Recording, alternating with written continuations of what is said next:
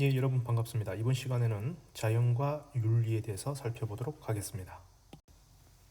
자, 지금 보시는 내용, 기존에 한번 여러분들에게 설명을 해드렸던 내용입니다.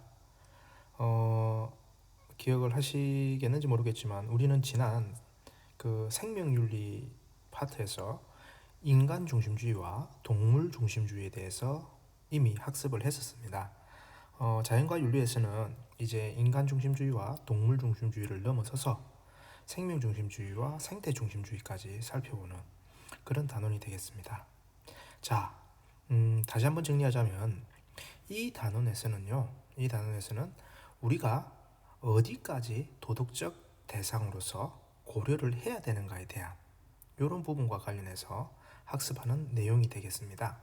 자, 그래서 인간 중심주의에서는 지금 보시는 것과 같이 그 대상을 인간에 국한되고 있다는 것, 그리고 동물 중심주의는 동물까지, 인간을 포함한 동물까지 도덕적 고려의 대상으로 포함한다는 것, 그리고 생명 중심주의는 지금 보시는 것처럼 인간, 동물을 포함한 식물까지 포함하고 있습니다. 그리고 이제 생태 중심주의는 인간, 동물, 식물을 포함해서 지금껏 다루지 않았던 무생물까지도 도덕적 고려의 대상이라고 주장하는 입장이 되겠습니다. 자, 그러면서 이제 여러분들이 관심을 가져야 될 부분, 기억하셔야 될 부분이 있죠. 지금 표시하는 이 부분이 되겠죠. 도덕적 고려의 대상이라는 표현이 어떤 것과 유사한지 이 부분을 아셔야지만 문제 푸는 데 있어서 오답을 줄일 수 있다라고 누누이 강조를 해드렸습니다. 자, 그래서 이러한 유사 표현으로는 도덕적으로 대우해야 된다, 도덕적으로 존중해야 된다, 도덕적인 지위를 지니고 있다. 도덕적인 지위를 지닌다는 것은 본래적이고 내재적이고 절대적이고 목적적인 가치를 지닌다와 같은 의미를 지닌다라고 말씀을 드렸었습니다. 자, 그러면은 지난번에 다루지 못했던 생명중심주의와 생태중심주의를 살펴보도록 하겠습니다. 자, 생명중심주의에서 저희가 살펴볼 학자는요, 두 명입니다. 바로 생명 외긴 사상을 강조했던 슈바이처와 그리고 슈바이처의 사상을 이어받은 테일러라는 사람인데요. 이 두 분을 중심으로 해서 생명 중심주의가 어떠한 입장을 지니는지 다시 한번 더 기억하시기 바라겠습니다. 자, 생명 외경 사상 슈바이처 선생님. 자, 생명 외경 사상이 뭐라고 했죠? 예, 그렇습니다. 살고자 하는 의지가 있는 존재를 우리는 뭐 해야 된다? 도덕적으로 고려를 해야 된다라는 입장이 바로 생명 중심주의라고 얘기를 했습니다. 그래서 기본적으로는 생명 그 자체를 선으로 바라보고 있다라고 얘기를 했죠. 그리고 이러한 부분들이 나중에 살펴볼 테일러에게도 계승이 된다라고 수업 시간에 말씀을 드렸습니다. 그래서 바람직한 삶이라는 것은 즉 가지고 있는 이 생명을 정진시키는 행위를 우리는 선이라고 얘기할 수 있고, 만약에 생명을 저해하는 행위는 그 반대로 악이 될 수 있을 겁니다. 자, 그러면서 슈바이처가 얘기하는 생명 외계 사상은 기본적으로는 뭐하죠? 생명의 동등성을 주장을 합니다. 하지만 이 차등성도 주장을 한다는 것, 차등성도 인정을 한다는 것, 이것도 여러분들이 기억을 하셔야 될 겁니다. 자, 차등성은 언제 그게 가능하다고 했죠? 예, 예외적인 상황이라는 겁니다. 그 예외적인 상황은 불가피한 상황이라고 했죠. 지금 보시는 바와 같이 생존 및 전쟁과 같은 그런 상황에서는 뭐한다? 차등성을 인정을 한다라는 겁니다. 하지만 이 과정에서도 뭐 해야 된다? 생명을 죽이더라도 생명을 함부로 죽여서는 안 되고 거기에 따르는 도덕적 책임을 가져야 된다라는 그런 마인드, 그런 생각 가져야 된다라는 입장이 바로 슈바이처의 생명 외경 사상이 되겠습니다. 예, 이제는 그 슈바이처의 사상을 개성 발전한 테일러에 대해서 살펴보도록 하겠습니다. 테일러는 이제 목적론적 삶이라는 요 단어 잘 기억하시라고 했죠. 예, 목적론적 삶을 지닌 그 존재를 갖다가 우리가 어떻게 된다? 도덕적으로 고려를 해야 된다라는 입장입니다. 그래서 모든 생명체는 각각의 고유한 방식으로 자신의 생존과 성장과 발전과 번식이라는 목적을 지향하고 있다라고 얘기를 하는 거죠. 그래서 이 목적론적 삶의 주체가 바로 뭘 가지고 있다? 내재적 가치를 지니고 있기 때문에 도덕적 고려의 대상이 돼야 된다라고 얘기를 하고 있습니다. 근데 이 표현은 다시 말해서 또 어떻게 표현이 가능하냐? 역시 이거 선지와 관련했을 때 시험 문제를 풀 때 여러분들 오답으로 유인할 수 있는 부분이 있기 때문에 관련 내용 다시 한번 더 정리해봤습니다. 목적론적 삶의 주체는 내재적 가치를 지니는 도덕적 고려의 대상이다라는 이 표현은 다시 말해서 목적론적인 단일화된 체계에 있는 존재라면 도덕적 고려의 대상이 된다라. 또 각각의 고유한 선을 지니는 존재라면 도덕적 고려의 대상이 되어야 된다. 다 같은 의미라는 겁니다. 다 같은 맥락에서 이해를 하셔야 된다는 거.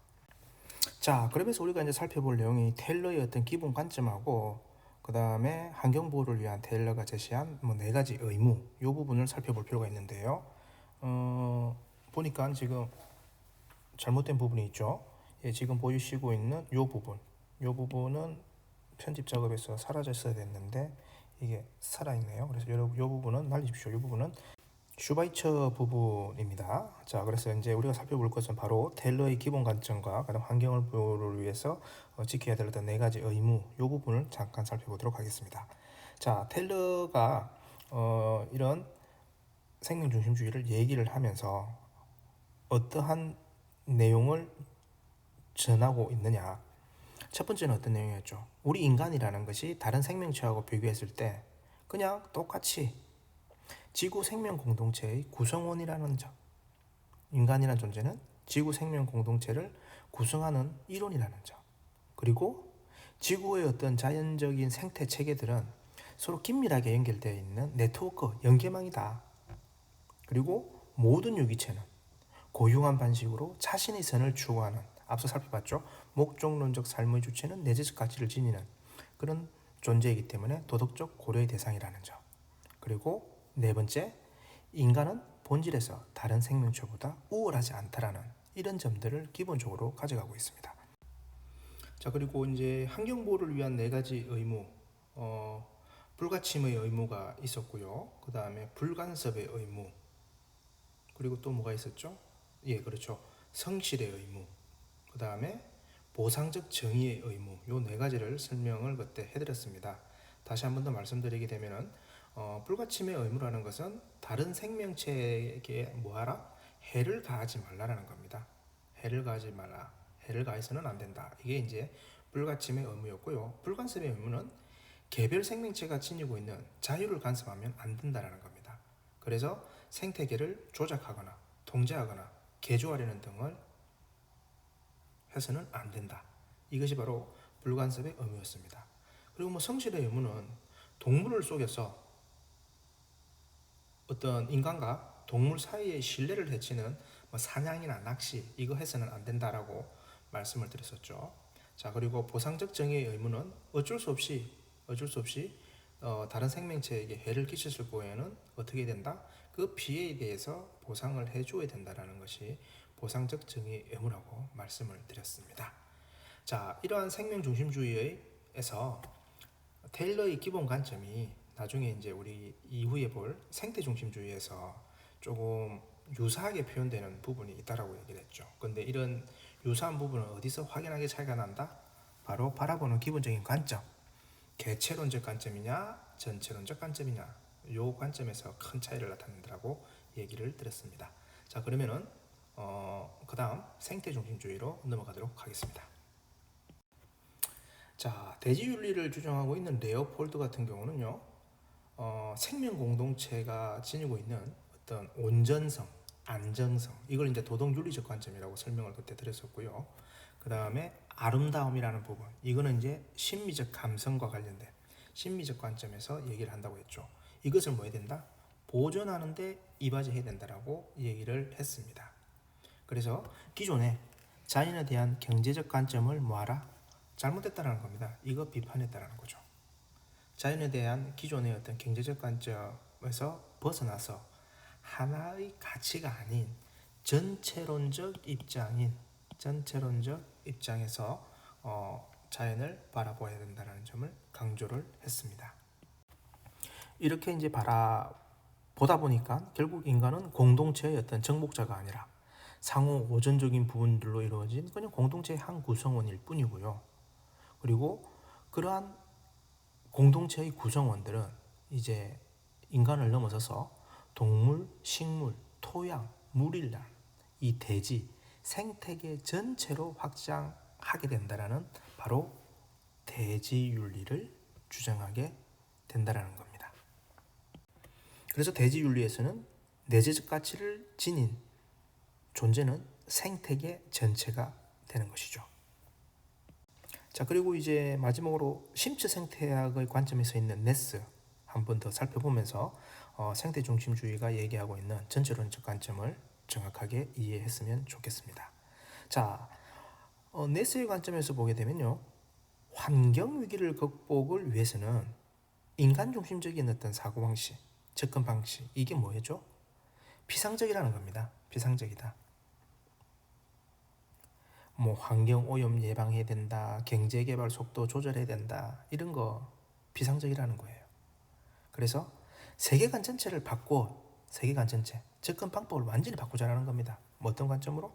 전체론적 관점으로 바꾸자라는 겁니다. 그러면서 자연스럽게 나오는 부분들이 뭐냐? 생명 중심적 평등과 공생의 원칙이라는 부분, 그리고 커다란 자아의 개념, 요 두 가지가 이제 네스의 사상에서 자연스럽게 등장을 하게 됩니다. 지난번에 말씀드렸던 것처럼 심층 생태학에서는 모든 유기체가 생명의 어떤 연결망 속에 존재를 하고 다른 존재와의 관계성 속에서 그 본질이 정확하게 파악될 수 있다라고 말씀을 드렸습니다. 그래서 우리가 그냥 단순하게 모든 유기체가 생명의 연결망 속에 존재한다라는 이런 표현만 보게 된다고 하면은 앞서 살펴보았던 테일러의 관점하고 유사한 부분이 있는 거죠. 하지만 확연한 차이는 뭐죠? 뒤에서 말씀드렸던 다른 존재와의 관계성 속에서 그 본질이 정확하게 파악될 수 있다라는 전체론적 관점이 나타남으로 인해 가지고 이것이 생태 중심주의의 네스가 얘기한 생명 중심적 평등과 공생의 원칙이라는 거 알 수 있다라고 말씀을 드렸습니다. 여튼 반드시 여러분들이 기억해야 될 것은 뭐죠? 다른 존재들과의 관계 속에서 그 존재가 의미가 있다라는 겁니다. 그와 같은 맥락에서 또 다른 개념이었죠. 커다란 자, 커다란 자. 인간 중심적인 자를 넘어선 개념이라고 했죠. 그래서 개체 중심적 자아가 아니라 뭐라고 했죠? 그렇죠. 관계 중심적인 자라고 말씀을 드렸었습니다. 자, 오늘 학습한 내용을 다시 한 번 더 정리를 하자면은 우리가 자연과 윤리에서 얘기하는 것은 도덕적 고려의 대상 범위를 어디까지 가져갈 것이냐, 그리고 지난 시간에 우리는 이미 인간 중심주의와 동물 중심주의의 내용을 학습을 했고, 이번 시간에는 이제 생명 중심주의와 생태 중심주의를 살펴보았습니다. 그래서 생명 중심주의와 생태 중심주의, 테일러를 기점으로 해서 조금 유사한 부분이 많은데 그 둘의 차이점은 뭐다? 기본적인 관점이 개체론이냐 아니면 전체론이냐, 그런 관점이었죠. 그래서 전체론적 관점에 있어가지고 우리가 주목했던 단어들, 네스가 얘기하고 있는 커다란 자, 이런 부분들을 기억하신다고 하면 두 개의 구분이 확연하게 이루어질 수 있을 것입니다. 수고하셨습니다. 다음 시간에 뵙도록 하겠습니다.